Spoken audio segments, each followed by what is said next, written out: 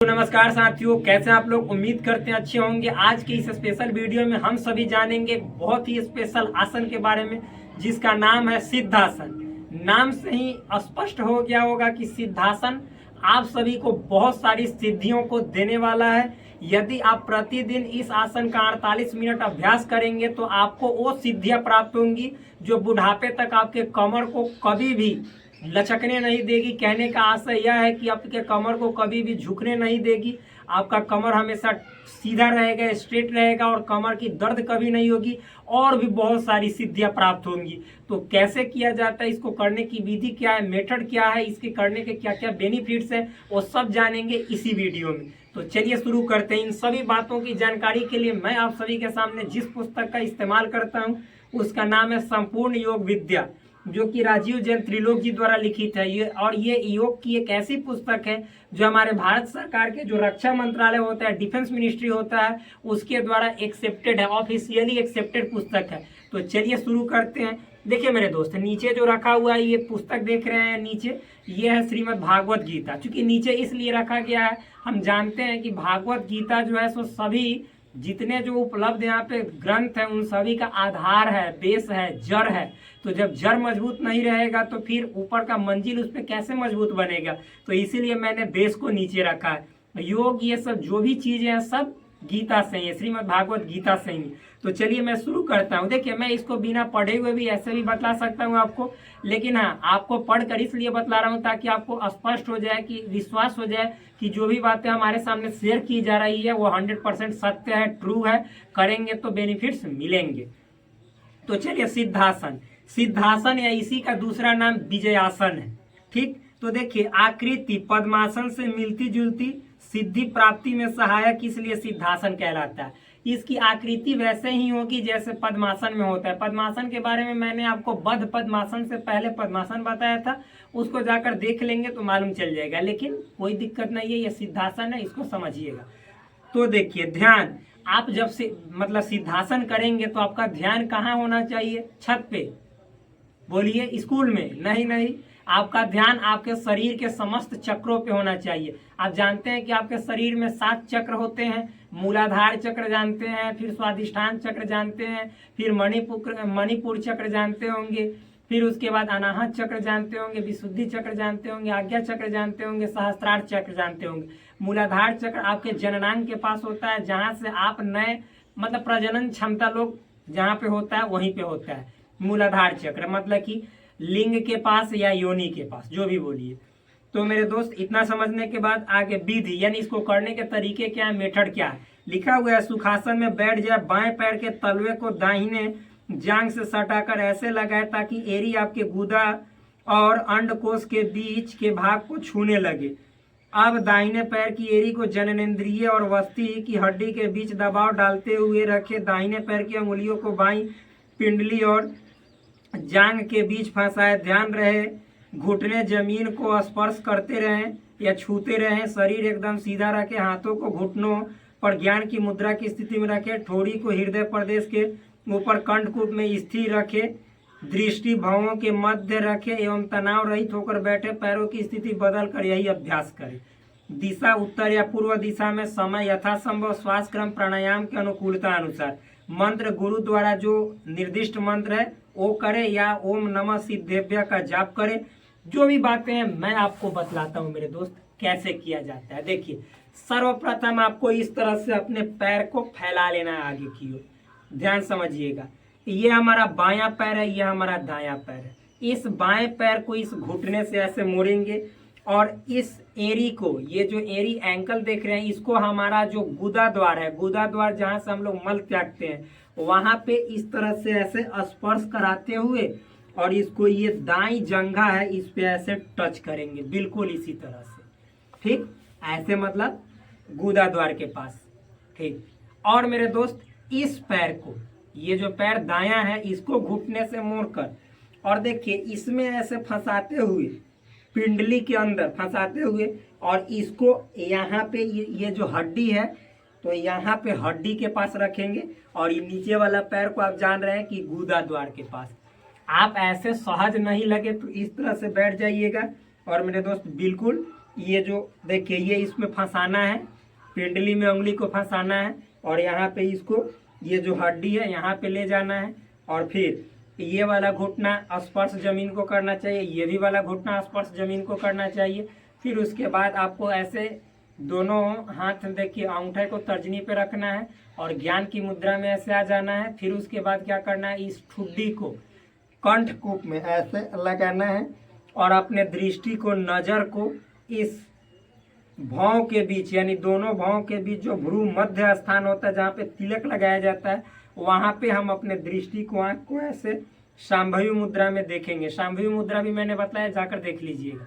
इतना हो जाने के बाद अब मेरे दोस्त आप इसको अपने समय अनुसार सहज जितना फील हो उतना करें। मतलब कि जैसे एक बार में ऐसे कंठकूप में आप ऐसे लगा लिए और यहाँ पे नजर ऐसे, और ये आपका रीढ़ की हड्डी सीधा एकदम सीधा होनी चाहिए।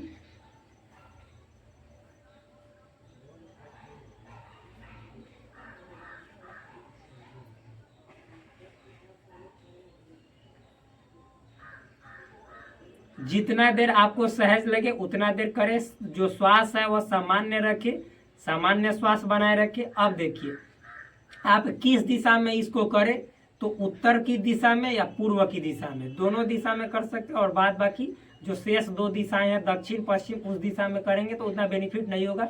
सबसे ज्यादा बेनिफिट के लिए पूर्व या उत्तर यानी ईस्ट और नॉर्थ की ओर करना चाहिए। अब इतना समझ में आने के बाद आप अपने मन में एक मंत्र का भी जाप कर सकते हैं, ओम नमः सिद्धेभ्य, जो कि यहाँ पे लिखा हुआ है। ओम नमः सिद्धेभ्य का जाप अवश्य कर सकते हैं। अब देखिए बोला जा रहा है कि या गुरु जो आपको मंत्र निर्दिष्ट किए हैं, बताए हैं, उस मंत्र का आप जाप कर सकते हैं अपने मन ही मन। अच्छा, फिर और आपका ध्यान आपके समस्त चक्रों पे होना चाहिए, पूरा समस्त चक्र, मूलाधार चक्र, स्वादिष्ठान चक्र, मणिपुर, अनाहत चक्र, फिर मतलब कि विशुद्धि चक्र, आज्ञा चक्र और उसके बाद सहस्त्रार चक्र, कंप्लीट चक्रों पे ध्यान लगाइए। देखिए कहना बहुत आसान है, करना बहुत कठिन है, लेकिन हाँ जब लगातार इस आसन को करना शुरू कर देंगे तो धीरे धीरे ऑटोमेटिक हर चीजें एडजस्ट होनी शुरू हो जाती है। लेकिन पहले शुरू तो कीजिए। आगे देखिए लिखा हुआ है टिप्पणी, सिद्धासन और पद्मासन। और हाँ, ये जब जिस तरह से मैंने पहले इस पैर को नीचे रखा है तो अब पैर बदल कर करें। अब मतलब दाएं पैर को नीचे पहले मतलब गुदा द्वार में स्पर्श करना है और फिर इस पैर को ऊपर रखना है। ठीक इसका अपोजिट पैर बदल के भी करना है, अवश्य करना है, जिससे मतलब शरीर के समस्त अंगों का विकास समान रूप से होता है। आगे देखिए टिप्पणी लिखा हुआ है, सिद्धासन और पद्मासन के लाभ लगभग एक जैसे ही है। जिस तरह से सिद्धासन मतलब पद्मासन के लाभ होते हैं, फायदे होते हैं, बेनिफिट्स होते हैं, सिद्धासन करने से भी वही लाभ मिलते हैं। आगे देखिए लिखा हुआ है, चेतना को ऊर्ध्वमुखी बनाने के लिए यह आसन उपयुक्त है, अतः सभी साधकों ब्रह्मचारियों को यह आसन अवश्य करनी चाहिए। प्राणायाम और ध्यान के लिए यह आसन जरूर करना चाहिए। देखिए चेतना को यानी आपके अंदर जो चेतनता है, जो इंटेलिजेंसी है, जो आपके अंदर कुशाग्रता है, जो बुद्धि क्षमता है, उसको ऊपर बढ़ाने के लिए और आगे ले जाने के लिए आपको ये आसन अवश्य करनी चाहिए। फिर जो ब्रह्मचारी हैं उनके लिए तो यह आसन अवश्य है। साधक जो भी हैं जो अपना योग करते हैं तो उनके लिए ये वाला अवश्य करना चाहिए सिद्धासन। प्राणायाम के लिए, ध्यान के लिए ये आसन भी बहुत बेहतर आसन है। इसमें सभी सिद्धियों की प्राप्ति होती है, क्योंकि नाम से ही इसके अर्थ की क्या जो परिभाषा है, जो इसका महत्ता है, वो स्पष्ट हो जाता है कि इसका नाम सिद्धासन है। तो इस आसन में बैठने से सभी सिद्धियों की प्राप्ति होती है। आगे लिखा हुआ है कि इस आसन से दृढ़ इच्छा शक्ति का विकास होता है। इस आसन को करेंगे तो आपको दृढ़ इच्छा शक्ति यानी जो टारगेट आप सेट करेंगे तो उसमें आप विलग नहीं होंगे, बल्कि उसको सफलतापूर्वक प्राप्त करके ही मानेंगे, ऐसा शक्ति उत्पन्न होता है। मेरुदंड स्थिर व दृढ़ होता है। मेरुदंड जो आपका है, जो बैकबोन है, वो आपका स्थिर बनता है और दृढ़ मजबूत बनता है, स्ट्रॉन्ग बनता है, हट्ठी बनता है। गुदा संबंधी रोग तथा काम विकार का नाश होता है। गुदा संबंधी रोग जो आपको मतलब बहुत सारे लोगों को देखिएगा गुदा संबंधी रोग होता है, पाइल्स हो गया, भकंदर हो गया, तो ये सभी मतलब कि दूर होता है। और फिर काम विकार का नाश होता है, जैसे स्वप्न दोष आदि, ये सब जो संबंधी बीमारियां होती है वो सब दूर होते हैं।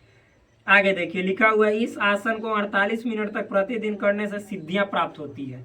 तो हमने तो बोला है कि सिद्धासन का नाम ही अपने आप में महत्वपूर्ण है।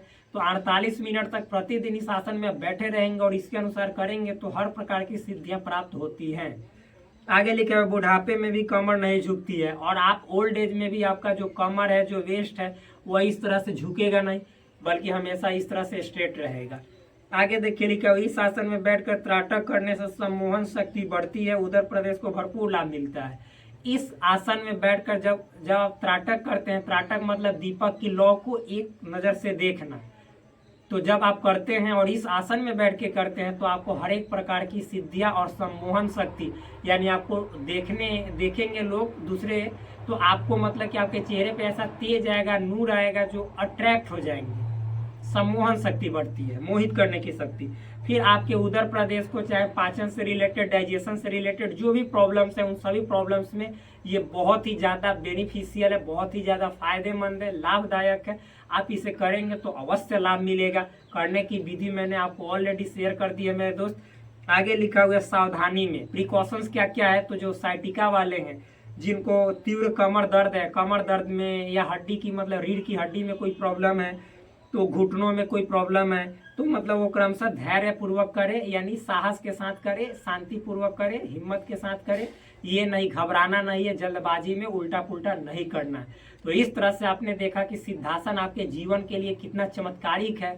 तो आप इसे अवश्य करें और अपने शरीर को, अपने जो जीवन है उसको एक नया मोड़ दें, नया आयाम दें, न्यू डायमेंशन दें, और उसके बाद आप अपने जीवन में देखिए कितना परिवर्तन आता है। लेकिन आप प्रतिदिन अपने जीवन में योग को शामिल करेंगे तो रोग दूर होगा। तो जब रोग दूर होगा तो तरह तरह की सोच आपके भीतर आएंगी, और आप उस सोच के अकॉर्डिंग अपने दृढ़ इच्छा शक्ति को लगाकर जब करेंगे तो आप अपने जीवन में बहुत ही ऊंचाइयों को, जो एक तरह से बोला जाता है कि आसमान की सैर करेंगे, तो जरूर करेंगे।